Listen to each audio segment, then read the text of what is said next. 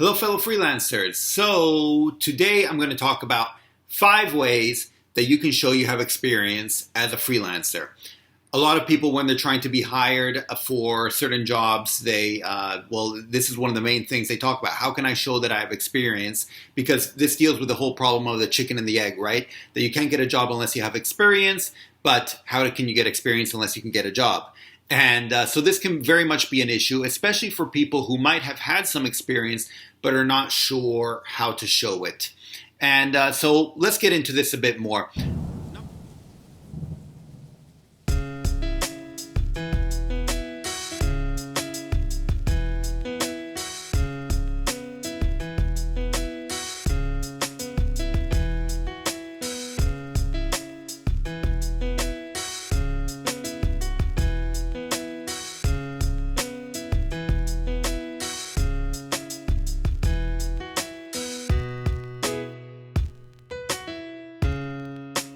So number 1, the first way, and the way I tell everyone when I talk about it in my course there, is to get ratings/reviews, stuff like this.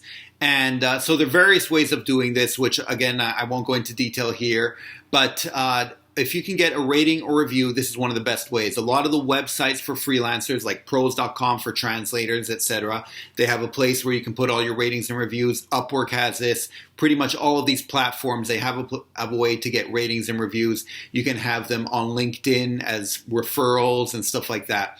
And so these ratings, these reviews, whatever you want to call them, they are extremely important, and they're a very good way of showing that you have experience. Here you have a third party, someone else, who vouches for you, and this is a very strong message to send. So this is usually the first thing I recommend trying to get. The second thing is a portfolio. If you can have a portfolio with your work and it's easy to find and you can send it to people, or you can point somewhere online where it exists, then it shows that you have experience doing a similar thing. This goes without saying for you graphic designers and people like that, but also for anyone else. If you're a writer, you have writing samples. This will be a bit harder if you do, say, lead generation, because how can you show that? You can show maybe some of the nitty gritty with the numbers. Chances are the end client won't understand the numbers very much, but it's better than nothing.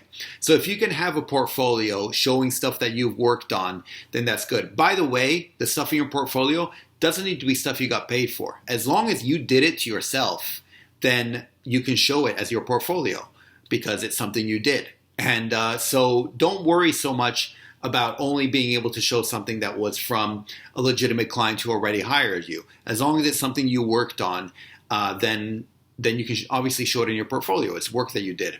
And so make sure that you have a portfolio, and the more easily accessible it is, the better. Like, you don't want to have to wait for them to ask for it and you send it to them. But if they can find it online, if you can already link to it in your initial email, initial contact with them, then that will be great. The third method is your online profile, or I should say online profiles. If you can have your online profile in more than one place, then it shows ubiquity. It shows that you're kind of all over the place, and it kind of gives the impression that you have experience with what you're doing. If you can be on LinkedIn, on Upwork, on pros.com, on Translators Cafe, obviously this is for translators, then it shows that you're sort of all over the place. As a designer, if you can be on all the design websites, even if you only like to use one in order to get business, as long as you can be featured on the other ones as well, and this includes Upwork and definitely LinkedIn. No matter what you do, you should be on LinkedIn. Then this shows that you sort of know what you're doing, and it gives the impression that you have experience and you've been doing this for a while.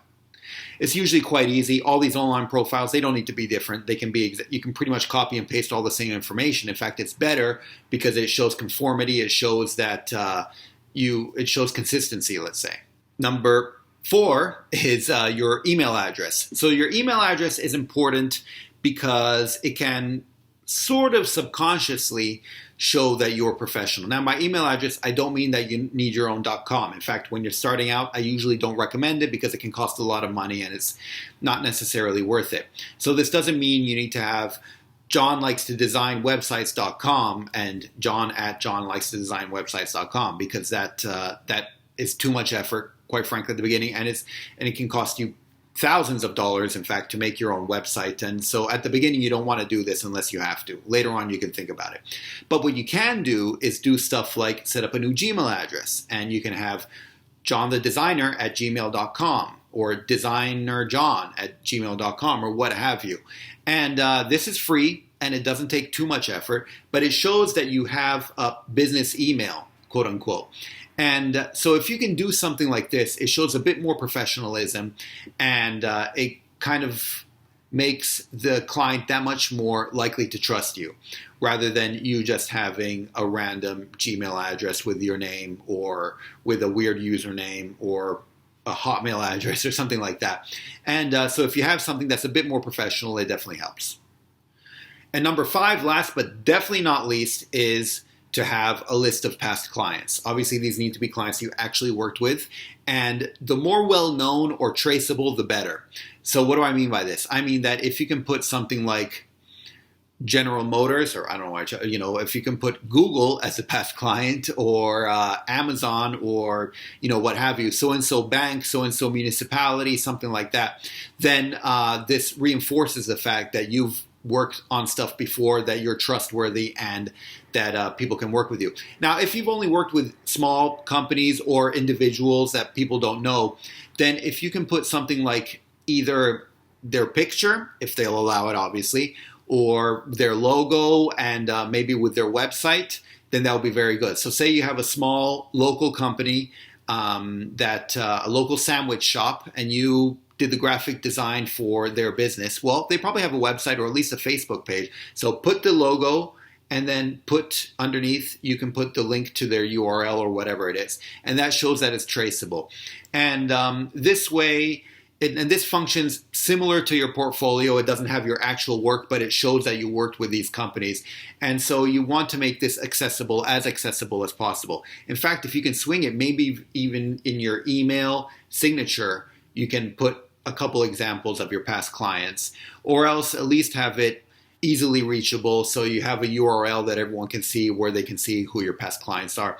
If you use a lot of these platforms, once again, like Upwork or Pros.com, then you should have a section where you can do something like that. Otherwise, if you have your own website or LinkedIn or something like that, then you can add these past clients there.